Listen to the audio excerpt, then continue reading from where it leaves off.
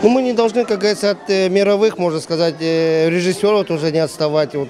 Что-то можно и фантастика, и комедия, и, ну, не знаю, там, боевик даже, можно сказать, крымско-татарский, на крымско-татарском языке, чтобы дети не забывали о нашем языке. Там. Больше о нашем народе, конечно.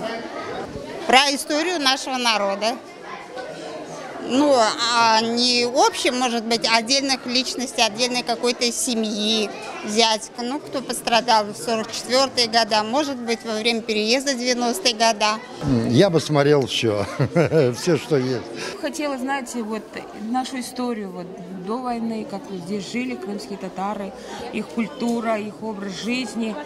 Вот такой я очень-очень мечтала бы, чтобы наши дети знали. Конечно, хотелось бы больше для детей. Вот художественный фильм, сказок, действительно связанные с историей нашим собственным народным творчеством, более таких развлекательных, увлекательных, познавательных фильмов. Наверное, волшебный какой-то, тоже такой, только чуть-чуть другой. Ну, как наши жили здесь предки. Я бы сказал, на общую тематику можно снять фильм. Ну, обо всем. Ну, вот фильм «Сказка». До этого была Артема Сейтаблаева, Кайтарма, да, военная тема. А теперь надо какой-нибудь общий снять фильм.